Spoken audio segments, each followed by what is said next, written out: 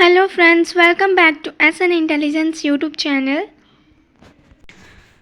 तो आज हम पढ़ने वाले हैं कक्षा 10वीं की एनसीईआरटी पुस्तक का जो राजनीतिक शास्त्र है उसका चैप्टर 3।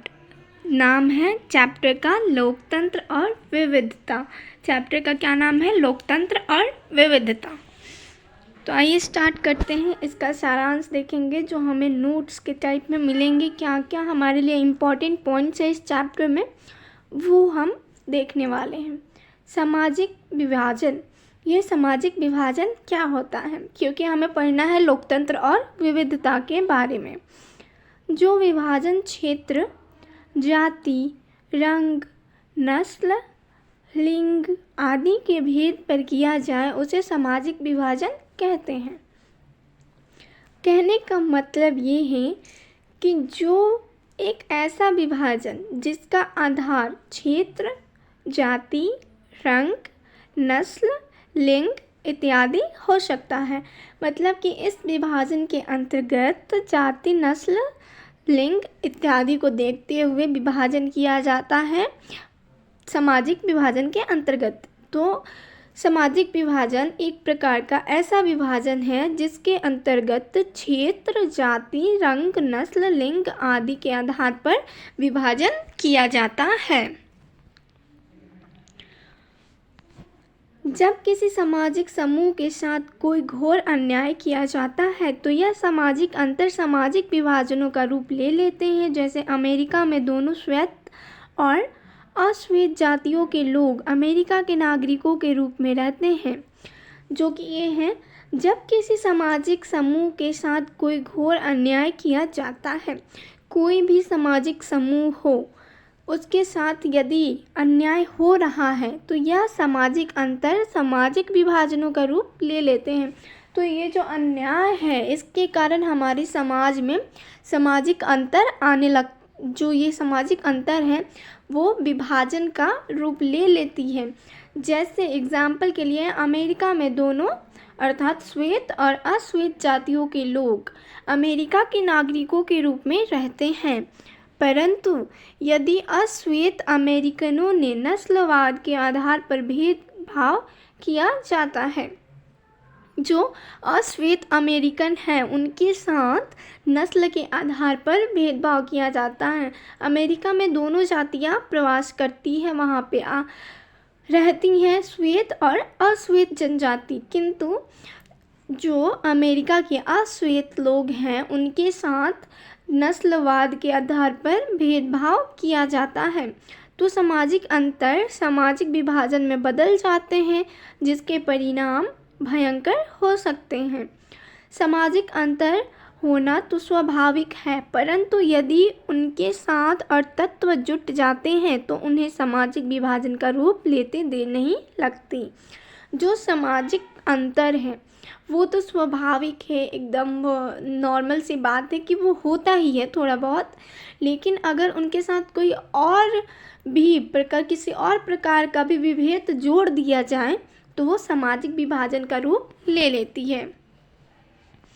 अब अमेरिका में नागरिक अधिकार आंदोलन कब से कब चला और ये क्या था? अमेरिका में नागरिक अधिकार आंदोलन 1954 से 1968 तक चला था। घटनाओं और सुधार आंदोलनों का एक सिलसिला जिनका उद्देश्य अफ्रीकी अमेरिकन लोगों के विरुद्ध होने वाले नस्ली भेदभाव को मिटाना था। ये जो था अमेरिका में नागरिक अधिकार आंदोलन किसके लिए चलाया गया था? नस्ल के भेदभाव को मिटाने के उद्देश्य से चलाया गया था, जो 1954 से लेकर 1968 तक चला था। अफ्रो अमेरिकी, अब ये क्या था इसको देखते हैं। यह शब्द उन अफ्रीकी लोगों के वंशजों के लिए प्रयुक्त होता था जिन्हें 17वीं शताब्दी से 19वीं शताब्दी की शुरुआत तक गुलाम बनाकर अफ्रीका से लाया गया था। ये अफ्रो अमेरिकी उन लोगों को कहा जाता था जो मतलब उन लोगों के कोई हमारी पीढ़ियाँ थी, मान के चलिए अगर हम अमेरिका में रहते हैं, हमारे जो दादा परदादा हैं और जिनको 17वीं शताब्दी से 19वीं शताब्दी तक अफ्रीका के लोगों ने गुलाम बनाकर रखा था। तो उनके जो आगे वाले वंशज हुए उन लोगों को एफ्रो अमेरिकी कहा जाता था। एफ्रो अमेरिकन काले अमेरिकी या काले अफ्रीकियों के वंशज हैं। वही अश्वेत अफ्रीकी जो थे उनके ही वंशज हैं ये। अश्वेत शक्ति आंदोलन, ये एक आंदोलन हुआ था। अश्वेत शक्ति आंदोलन 1966 से 1975 तक चला। इसका क्या उद्देश्य था? यह आंदोलन काले अमेरिकी या एस्ट्रो अमेरिकन काले अमेरिकी या एस्ट्रो अमेरिकन लोगों ने शुरू किया था। यह अमेरिका के नस्ल भेद को मिटाने के लिए शुरू हुआ था। इसका उद्देश्य भी नस्ल भेद को मिटाना था। जो नस्लवाद थी उसे खत्म करना था। इस आंदोलन में अश्वेत लोग नस्लवाद को अमेरिका से मिटाने में हिंसा के प्रयोग से भी नहीं हिचकिचा रहे थे। ये जो आंदोलन था अश्वेत शक्ति आंदोलन, इसमें नस्लवाद को खत्म करने के लिए हिंसा का प्रयोग भी किया गया था। अस्त्र शस्त्र भी चलाए गए थे, मारपीट भी हुए थे, लड़ाई भी हुई थी। ठीक है। अब प्रवासी, ये प्रवासी कौन होते हैं? प्रवासी कहने से ही पता चलता है जो कुछ दिनों के लिए कहीं वास करे, प्रवासी होते हैं। जो कोई भी व्यक्ति काम के तलाश में या आर्थिक प्रयोजन हेतु किसी एक देश से दूसरे देश में जाता है या आता है तो उसे प्रवासी कहा जाता है। वही जो या कोई आर्थिक स्थिति है उसे सुधारने हेतु कुछ लोग हमारे यहाँ से अब्रॉड जाते हैं, फॉरेन जाते हैं, सऊदी अरबिया जाएंगे, अमेरिका जाएंगे, अफ्रीका जाएंगे, कहीं जाते हैं सिर्फ मनी प्रॉब्लम की वजह से, इकोनॉमिकल प्रॉब्लम होती है तभी जाते हैं लोग। तो वो जो उनका मूल आवास है वो रहते कहाँ हैं? हम लोग रहते हैं इंडिया में। और जब हमें मनी प्रॉब्लम होता है, जब हमें आर्थिक स्थिति हमारी ख़राब चलती है तो हम आर्थिक स्थिति को सुधारने हेतु दूसरे देश या दूसरे राज्य में प्रवास करते हैं। जो लोग ये काम करते हैं उन लोगों को प्रवासी कहा जाता है। समरूप समाज, अब ये समरूप समाज क्या है, इसका अर्थ क्या है ये भी जानेंगे। समरूप समाज का अर्थ है एक ऐसा समाज जहाँ पर सांप्रदायिकता, जातिवादिता या नस्ल भेद आदि की जड़ें ज़्यादा गहरी ना हो। ठीक है। अब ये समरूप समाज क्या है? समरूप समाज ऐसा है जिसके एक ऐसा समाज जिसके अंदर, जिसके दायरे में सांप्रदायिकता, जातिवादिता या नस्ल भेद जैसे कोई भी भेदभाव उपलब्ध ना हो, मतलब कि वह स्वतंत्र हो। दो अफ्रो अमेरिकी खिलाड़ी जो नस्लवाद के नीति के विरुद्ध 1968 मैक्सिको में होने वाले ओलंपिक मुकाबलों में अपना विरोध प्रकट कर रहे थे, उनके नाम थे टॉमी स्मिथ और जॉन कार्लोस। ये पूछा जाता है ऑब्जेक्टिव में कि 1968 में मैक्सिको ओलंपिक मुकाबले में नस्लवाद के विरोध में कौन से खिलाड़ी खड़े थे, उनके नाम दे दिए गए होंगे तो आपको याद रखना है टॉमी स्मिथ और जॉन कार्लोस। क्या नाम था उनका? Tommy Smith and John Carlos. ठीक है। ऑस्ट्रेलियाई खिलाड़ी पीटर नॉर्मन ने भी टॉमी स्मिथ और जॉन कार्लोस के पक्ष में विरोध प्रदर्शन किया था। अब इनके विरोधी कौन थे? ऑस्ट्रेलियाई खिलाड़ी जो थे पीटर नॉर्मन, वो इनका विरोध कर रहे थे। समानताएं, असमानताएं और विभाजन, ये क्या होता है इसकी स्टडी करेंगे हम अभी। सामाजिक भेदभाव की उत्पत्ति जन्म के आधार पर एवं चमड़ी के आधार पर किया जाता है। सामाजिक विभाजन की राजनीति, ये जो सामाजिक विभाजन हो रहा है, हमारे समाज का विभाजन होता रहता है, उसकी क्या रणनीति है, उसकी क्या राजनीति है, ये जानना भी जरूरी है। लोकतंत्र में विभिन्न राजनीतिक पार्टियों के बीच प्रतिद्वंदिता का माहौल होता है। लोकतंत्र जो होता है, हमारा देश भी एक लोकतांत्रिक देश है। तो जो लोकतंत्र की राजनीतिक दल होते हैं, राजनीतिक पार्टियां होती हैं, उनमें प्रतिद्वंदिता का माहौल बना रहता है, जो एक दूसरे का विरोध करते रहते हैं। इस प्रतिद्वंदिता के कारण कोई भी समाज फूट का शिकार बन सकता है, मतलब अलगाववाद बना रहता है। और इसी अलगाववाद, इसी प्रतिद्वंदिता के कारण कोई भी जो समाज हो वो फूट, मतलब बिखरने के कगार पर आ सकता है। अंग्रेज़ों ने भी यही नीति अपनाई थी, फूट डालो राज करो वाली नीति। दूसरा पॉइंट है, राजनीतिक दल समाज के मौजूद विभाजनों के हिसाब से राजनीतिक होड़ करने लगे तो इससे सामाजिक विभाजन राजनीतिक विभाजन में बदल सकता है और ऐसे में देश विघटन की तरफ जा सकता है।